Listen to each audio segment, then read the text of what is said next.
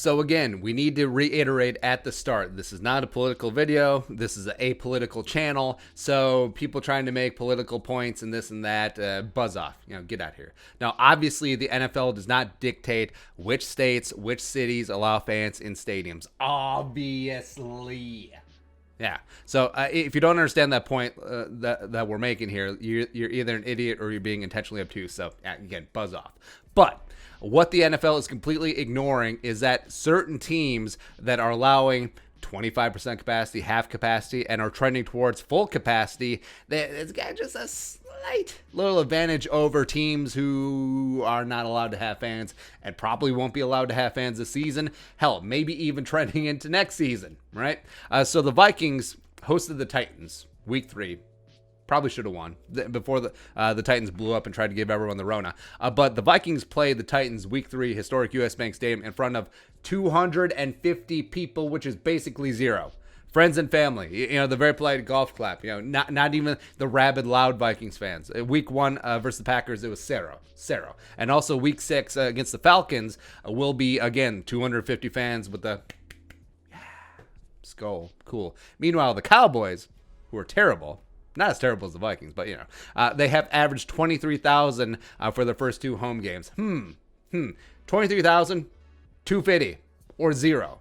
And also, it's a real possibility that the Vikings, by the way, like we said, 0 fans week 1, could be facing Packers fans week 8 at Lambeau Field. So, like we said, Packers week 1, empty stadium, Aaron Rodgers, the announcers, Aaron Rodgers has his great cadence. Looking to make the Vikings jump 3 times on 3rd down. Or it could be the fact that, this is basically a neutral site game because there are 0 Vikings fans. You think on 3rd down, Packers got the ball, that it might be a little bit loud. Maybe Aaron Rodgers' famous cadence doesn't get people to jump. Everson's gone anyway. It ain't going to happen. So how's that fair? And also, this week, the Florida governor greenlit full attendance for the Dolphins in Miami to have all the fans there. So, they're not going to have full attendance unless they start Tua, but that's besides the point. Now, obviously, that means Jacksonville, Tampa are trending towards that direction as well. So, Vikings schedule. Week 13, they play in front of 0 fans when they host the Jaguars. 0 or 250 or whatever. Week 14, they go down to Tampa, potentially could play in front of 65,890 Bucks fans. Cool. Week 15, Vikings play in front of 0 fans hosting the Bears. So 0 at home, go on the road, 66,000, back home, 0. Yet the NFL does not see, or maybe they're just turning a blind eye to this competitive disadvantage. It's a competitive balance issue where certain teams have the full home field advantage. You get the 3 points from Vegas. You get that defense gets an extra boost on 3rd down. Yet other teams essentially playing neutral site games, just like it's basically practice. We're talking about practice, man. And also look at the Cowboys. Week 11. They likely will play in front of 0 or 250 fans on the road versus the Vikings at US Bank Stadium, La-Ti-Da. Week 12, 4 days later, Thanksgiving, Washington professional football team comes in. Potentially could have a full house, could have 80,000 fans for Thanksgiving. Expandable up to 100,000, by the way. So, cool. Awesome. And again, for the 17,000th time, and if you already got your little, this is all the governor, blah, blah. Now, again, this is not a political point. Every state is different. Minnesota likely will be the last team to allow fans in. Again, it is what it is. But I'm not talking about politics or whatever with COVID. I'm talking about specifically with the NFL. And initially I thought, well, the NFL should put a hard cap on what teams are allowed to allow in, right? So if you're allowed to have 0 fans, 0. If you're allowed to have fans in, cap at X number. Now, I backtracked on that because I don't like that idea anymore because it's not fair for fans of teams in states that are open, as well as Vikings fans travel. Like, Vikings fans travel very well. You look at Houston, there's a lot of purple down there. Hell, Tampa Bay, the Vikings fans, that might be half purple by them, if they're able to get the tickets, right?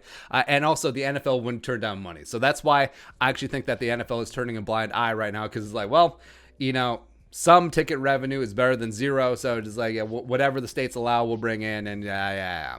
So how do you rectify this competitive balance issue in season? You really can't. It just sort of is what it is. But in the offseason, and also if this extends into 2021, they need to take a very hard look at this. And in the interim, in the offseason, the NFL should give extra compensatory picks to teams whose states did not allow them to have home fans or an extremely limited number of fans. So if you had a complete shutdown, or if you were only allowed 250 friends and family for all 8 of your home games, including playoff games, you get a second round pick. And no, I'm not just arbitrarily picking that number because the Vikings gave up a second round pick for Yannick Ngakoue. Well spent, by the way, but it'd be nice to have that back. So brainstorming something there. Or since the NFL, it seems like they're going to bring the bang thing down on the Titans, how about take all the Titans draft picks and distribute them to teams who live in areas that aren't going to have fans, or just give them all to the Vikings since the Titans tried to do the Vikings dirty. I get it, right? So full or nearly full stadiums, near capacity, like, is a massive competitive advantage. And yet, again, the league is just like, whatever. But hypothetical, say you have Team A who have no fans allowed at home. You have Team B who has full capacity of fans allowed at home. Which team is going to have a slight advantage where they play a playoff game? What's going to be the difference, right? Or the NFC Championship game. So then, all of a sudden, playoff seeding becomes very, very important because Team A will try anything, even though they don't have that home field advantage. They'll try anything to avoid going on the road where the other team has full throat home field advantage, whereas Team B is going to try everything to get at home. So again, it's just like normal times, but just the difference, the advantage, it goes big time towards Team B. But again, I don't think there's much that the league can do in season, so we may just be tilting at windmills. But the off season, like we said, the compensatory picks make sense. Perhaps teams that weren't allowed to have fans get an extra $10, $15 million cushion in the salary cap, or whatever Kirk Cousins' contract is. Something like that. Either way, it's got to be rectified. Otherwise, this competitive imbalance will stick around, and it's not fair. All right, so your thoughts. NFL attendance policy screwing over the Vikings yet again. Let us know in the comment section below. Subscribe for daily Vikings takes. Want to support that work? Post up in the Venmo. But until next time, Skull, production value.